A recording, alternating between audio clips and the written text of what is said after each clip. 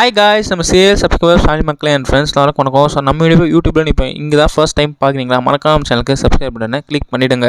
So last 1 மந்த்தாக நான் பார்த்தீங்கன்னா வேறு லெவலில் நம்ம சேனலில் ஐபிஎல் ஆப்ஷனுக்காக எஃபோர்ட் போட்டு வீடியோ பண்ண மக்களே. எல்லா 10 டீமோட ரிவ்யூஸு யார் யார் எடுக்கலாம், எவ்வளோ பர்ஸ் வச்சுருந்தாங்க, ஆப்ஷனுக்குள்ளே எப்படி போகிறாங்க, என்னென்ன ஸ்லாட்ஸ் ஃபில் பண்ண வேண்டியது இருக்குது, என்னென்ன எடுக்கணும், எல்லாமே ப்ரிவ்யூ வீடியோவாக போட்டிருந்தோம். 5 பாட்டாக வீடியோ போட்டிருந்தோம். நல்ல என்ன சொல்கிறது, நல்ல வரவேற்பு கிடச்சிது. நீங்கள் எல்லோரும் ஓரளவு பார்த்தீங்க, ரொம்ப சந்தோஷமாக இருந்தது. அதுக்கப்புறம் ஐபிஎல் ஆப்ஷனும் முடிஞ்சு போச்சு. அதை பற்றி ஒரு சின்ன ரிவ்யூ வீடியோ போட்டிருந்தேன். ஆனால் அந்தளவுக்கு ரீச் போகல. But anyways okay. பட் அந்த வீடியோ பார்க்காதவங்க டிஸ்கிரிப்ஷனில் லிங்க் தரேன், பார்த்துட்டு வாங்க. ஸோ இதோட ஐபிஎல் ஆக்ஷனோட ரிவ்யூ முடிஞ்சிட்டோம். எஸ், ஐபிஎல் ஆக்ஷன் நடந்து முடிஞ்சு போச்சு. இப்போ 10 டீமுமே ஸ்குவாட் அசம்பிள் பண்ணிட்டாங்க. இதோட ஸ்ட்ரைட் ஐபிஎல் 2025 தான். ஸோ அதுக்கு முன்னாடி சின்னதாக எல்லா டீமுக்கும் ஆக்ஷன் அனாலிசிஸ் பண்ணிடலாமே. நம்ம எதிர்பார்த்தது எப்படி, டீம்ஸ் ஆக்ஷனில் செஞ்சது எப்படி, என்னெல்லாம் கரெக்டான ஸ்குவாட் எடுத்தாங்களா, என்னென்ன வீக்னஸ் இருக்குது, என்னென்ன குறை இருக்குது, எல்லாமே பார்த்துருவோம். ஆனால் இது எல்லா நாளும் வராது, சண்டே வரும். ஸோ 5 சண்டே 5 பார்ட் டிசம்பரில் இந்த ஐபிஎல் ஆக்ஷனை முடிச்சிருவோம். ஜனவரிலேருந்து full and full international cricket தான். ஸோ பார்த்தீங்கன்னா ஆஸ் யூஷுவல் 10 டீம் ப்ரிவியூ போட்டிருந்தேன். 5 பார்ட்டாக நல்ல வரவேற்பு கிடச்சிது. ஸோ இந்த தரம் அதே மாதிரி 5 பார்ட்டாக வரப்போகுது. ஒரு பார்ட்டில் ரெண்டு team. So part 1 2 team, part 2 2 team, part 3 part 4 part 5 ஒரு ஆள் 10 டீம் கவர் பண்ண போகிறோம். ஸோ எவ்ரி சண்டே டிசம்பர் மந்தோட எவ்ரி சண்டே இந்த மாதிரி உங்களுக்கு அனாலிசிஸ் வரும். ஃபஸ்ட்டு கன் டீம்ஸோட தான் ஸ்டார்ட் பண்ண போகிறோம். ஸோ எல்லா சண்டேவும் உங்களுக்கு ஆக்ஷன் ரிவ்யூ வீடியோ வரும். அதாவது ரெண்டு டீமோட ஆக்ஷன் ரிவ்யூ அனாலிசிஸ் எப்படி பண்ணாங்க, ஏது பண்ணாங்க, எல்லாமே வரும். ஸோ அதுக்கப்புறம் நம்ம international cricket, India Australia test match அப்படியே ஃபோக்கஸ் பண்ணி போப்போம். So November 24 and 25 Sunday Monday last week auction சூப்பராக போச்சு. மார்க்கெட் பிளேஸ்க்கு செம்ம வரவேற்பு கிடச்சிது. நிறைய அன்னோன் கமாடிட்டிஸ்லாம் எடுக்க முடிஞ்சுது. எல்லா டீமும் நல்ல ஸ்குவாட் அசம்பிள் பண்ணாங்க. ஆல்மோஸ்ட் எல்லாருமே அவங்களோட பர்ஸை காலி பண்ணிட்டாங்க. எவ்ரி டீம் பஞ்சாப் அதிக காசோட வந்தாங்க. கடைசியில் ஆர்சிபி அதிக காசோட ரிட்டர்ன் லாஸ்ட்டாக இருந்தாங்க. 2.35 crore ஆக்ஷனை முடிச்சாங்க. ஸோ அந்த மாதிரி ஆக்ஷன் போச்சு. எல்லா டீமுமே நல்லா பண்ணாங்க. இந்த தடவை எல்லா ஸ்குவாடுமே ஓரளவு பேலன்ஸ்டாக இருக்குது, பவர்ஃபுல்லாக இருக்குது. அவங்க வீக்குன்னு சொல்லவே முடியல மக்களே.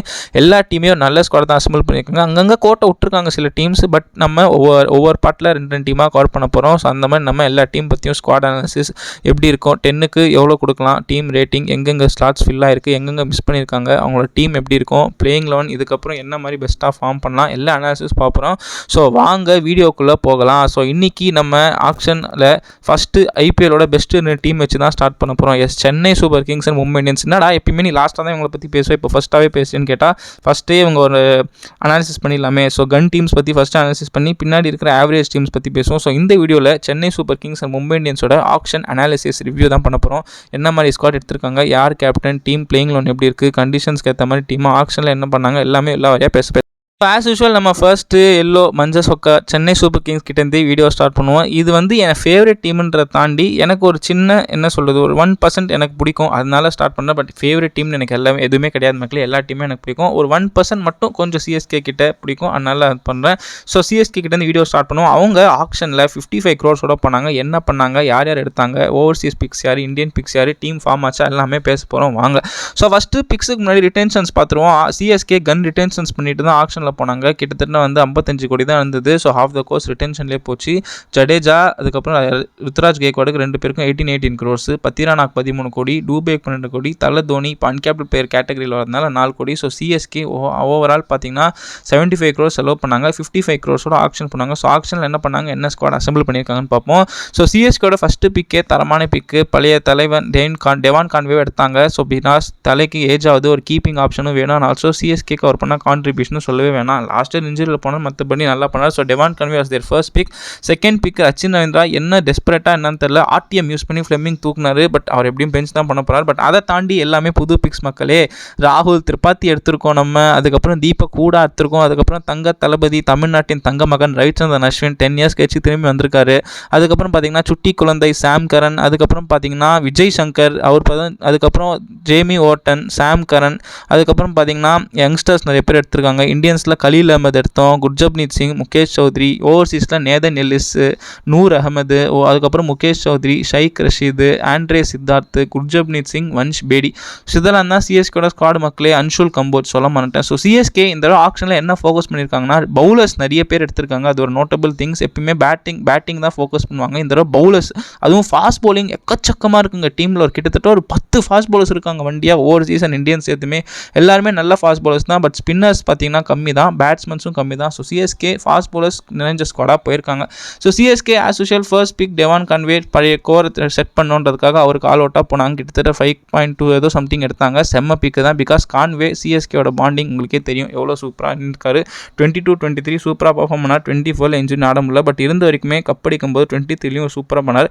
பார்க்க அக்ரெசிவாக இருக்க மாட்டார், பட் அக்ரெசிவாக ஆடுவார். அதுதான் Conway. Next Rachin Ravindra pick எனக்கு புரியவே இல்லைங்க. இவர் எடுத்திங்கன்னா பிளேயிங் லெவனில் ஆடுறதே கஷ்டம். பேக்கப்பாக தான் இருப்பார் கான்வேக்கு. பட் மற்ற டீம் போனால் பிளேயிங் லெவன் காம்பனண்ட்டாகவே இருப்பார்.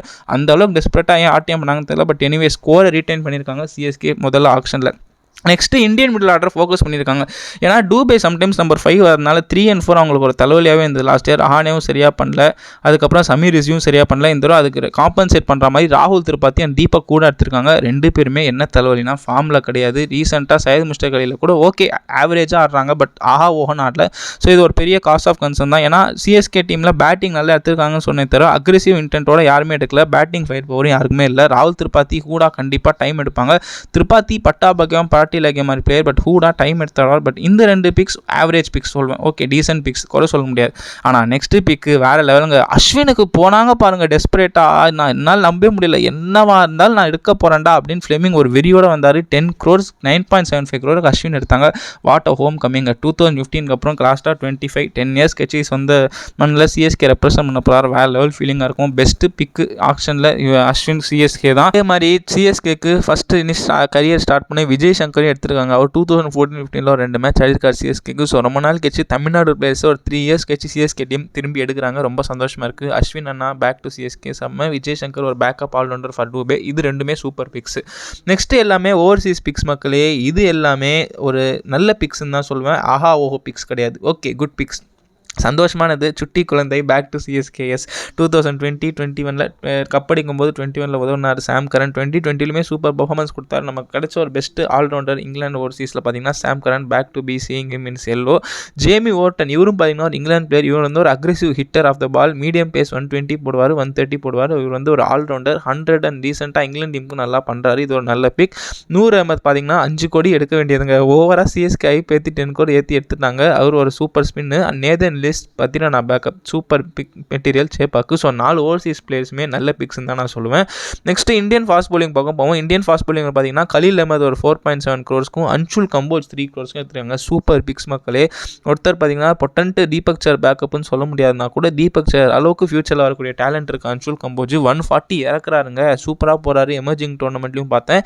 120 130 எல்லாமே போகிறாரு. மும்பைக்கு லாஸ்ட் டைம் இது பண்ணார். பட் இப்போ ரீசன்ட் சென்சேஷனாக இருக்காரு. ரஞ்சி ட்ராஃபி எல்லா இலையிலும் சூப்பராக பண்ணுறாரு. ஸோ இது ஒரு சூப்பர் பிக். இன்னொரு சைடு கலீல் அஹமத் எடுத்திருக்காங்க. டிசிக்கு காலங்காலமாக நல்லா பண்ணுறாரு. நமக்கு ஒரு left arm Indian fast bowler கிடச்சிருக்கு. ஸோ சூப்பர் பிக்ஸ் 2மே சீனியர் பவுலராக கலீல் தான் லீட் பண்ண போகிறாரு. நெக்ஸ்ட் எல்லாமே பார்த்தீங்கன்னா பேக்கப் பவுலர்ஸாக தான் இருக்க போகிறாங்க. லெஃப்ட் ஆர்ம் சீமர் கலீலுக்கு பார்த்தீங்கன்னா 2 லெஃப்ட் ஆர்ம் பேக்கப். அதுதான் எனக்கு பெரிய சர்ப்ரைஸ். குர்ஜப்னீத் சிங் நம்ம லோக்கல் தமிழ்நாடு பை பஞ்சாப்லேருந்து இங்கே வந்து தமிழ்நாட்டில் இது பண்ணி இப்போது குருநானக் காலேஜில் படித்தார். அதுக்கப்புறம் பார்த்தீங்கன்னா இப்போ வந்து டிஎன்பிஎல் ஷைன் ஆகி சிஎஸ்கே ட்ரையல்ஸ்லாம் அட்டன் பண்ணி நெட் பவுலராக வந்து இப்போ பிக் பண்ணியிருக்காங்க. சூப்பர் வளர்ச்சி. நெக்ஸ்ட்டு பார்த்தீங்கன்னா சீசன் கேம்பெயின் முகேஷ் சௌதி 2022 வேறு லெவலில் போட்டார். பட் அடுத்த 2 years இன்ஜுரின்னு இருந்தார். லாஸ்ட் இயர் ஒரு 2 மேட்ச் ஆனார், அடி வாங்கினார் இன்ஜுரினால. இந்த வருஷம் திருப்பி நம்பி எடுத்திருக்காங்க. Last but not least Kamlesh Nagarkoti ஒரு ரைட்டா மீடியம் பேசர். ஸோ இவங்க எல்லாமே பேக்கப் தான். And last but not least backup spinners and batsman Shreyas Gopal பார்த்தீங்கன்னா ரவிச்சந்திரன் அஸ்வினுக்கு ஒரு ஆப்ட் பேக்கப் கிடையாது. பட் ஒரு leg spinner and also spin variety பிச்சஸில் கண்டிப்பாக சூட் ஆவார். இது ஒரு நல்ல பிக்கு ஸ்ரேயஸ் கோபால். ஷெய்க் ரஷீத் பார்த்தீங்கன்னா ஒரு பேக்கப் பேட்ஸ்மேன். சம்டைம்ஸ் யாருக்கா இன்ஜுரி ஆச்சுனாலோ இல்லை சிஎஸ்கே பார்த்தீங்கன்னா நல்லா இது பண்ணாலும் இவர் யூஸ் பண்ணலாம். லாஸ்ட் பட் நாட் லீஸ்ட் தோனிக்கு ஒரு backup Indian wicket keeper Vansh Bedi. So இதெல்லாம் தான் சிஎஸ்கேயோட பிக்ஸ் மக்கள். ஸோ ஓவரால் இந்த ஸ்குவாடை வச்சு சிஎஸ்கே ஒரு பெஸ்ட் பிளேயிங் லெவன் ஃபார்ம் பண்ணலாம். எப்படி பண்ணலான்றது நான் என்னோட ஒப்பீனியன் தாராளமாக சொல்கிறேன். உங்களோட ஒப்பீனியன் நீங்கள் கமெண்ட் செக்ஷனில் சொல்லுங்கள். ஸோ இந்த டீமை வச்சு பார்த்தீங்கன்னா Ruturaj Gaikwad captain, Devon Conway ஆஸ்தான சிஎஸ்கே ஓப்பனிங் காம்போ. 1 downல புது பிளேயர் ராகுல் திரிபாத்தி அவர் வருவார். நம்பர் 4ல் சிவம் டூபே.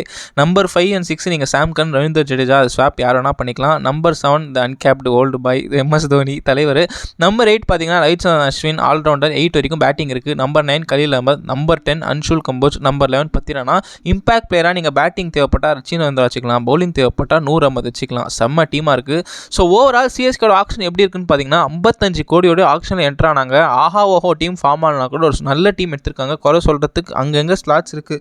ஏன்னா நான் பார்த்தீங்கன்னா பவர் ஹீட்டிங் இது இல்லை, அதுக்கப்புறம் வந்து யாருமே ஃபார்மில் இல்லைன்னு சொல்லலாம். பட் ஓவரால் இந்த சிஎஸ்கே டீம் கண்டிப்பாக டாப் 4க்கு புஷ் பண்ணுவாங்க. லாஸ்ட் இயர் மாதிரி கொஞ்சம் ஸ்ட்ரகிள் பண்ணுவாங்க. எனக்கு என்னவோ ஒரு 50-50 தான் தோணுது.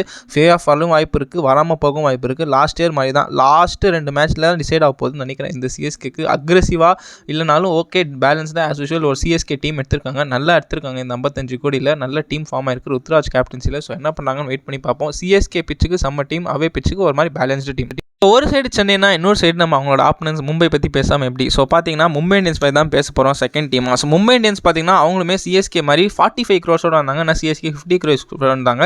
45 crores ஒரு ஆர்டிஎம்மோட வந்து மும்பை இந்தியன்ஸ் அவங்க ஆக்ஷனை என்ன பண்ணாங்கன்னு கேட்டிங்கன்னா சர்ப்ரைஸ் தான்.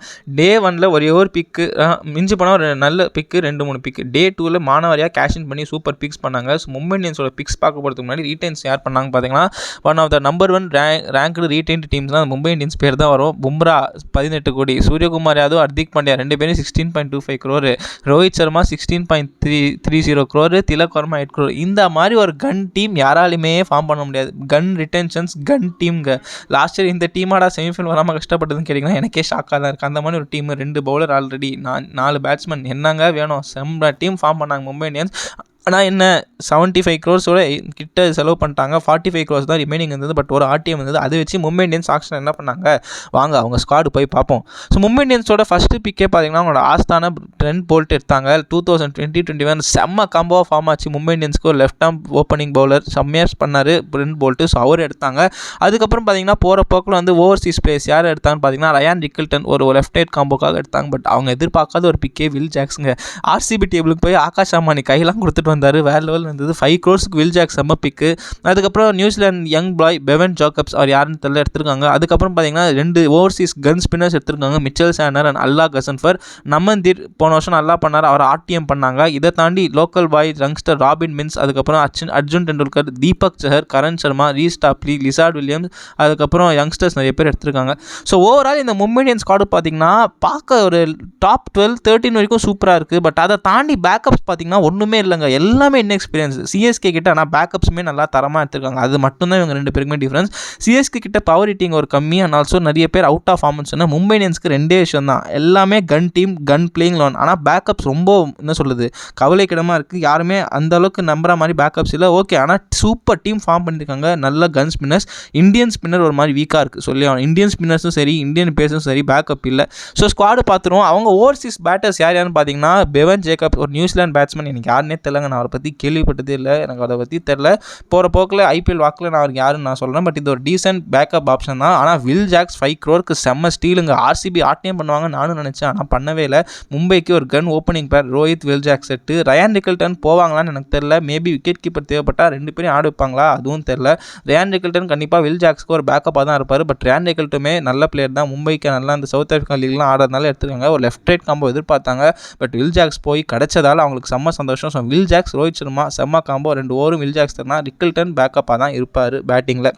நெக்ஸ்ட்டு யங்ஸ்டர்ஸ் போவோம்.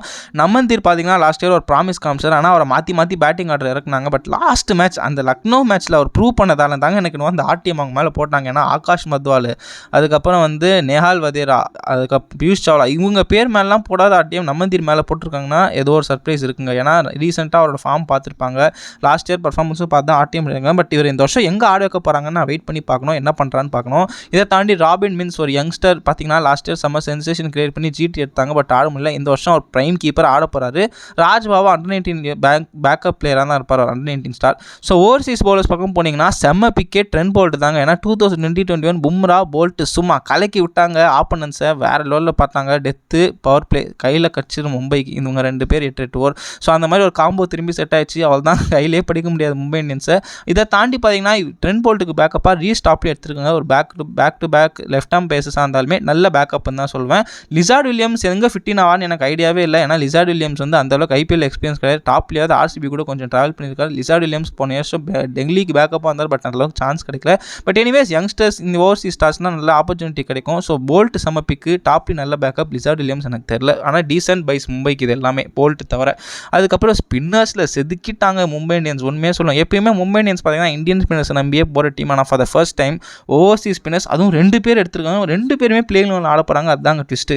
மிச்சல் சாண்டர்லாம் எப்படிங்க 2 கோடியில் எல்லா டீமும் எடுக்க விட்டாங்க எனக்கு புரியவே இல்லைங்க. கன் ஸ்பின்னருங்க, அவங்க மும்பை டப்புன்னு தூக்கிட்டாங்க. சரியான பிளேயரு, தேவைப்பட்டா 10-20 ரன்ஸ் பேட்டிங்லேயே அடிப்பார்.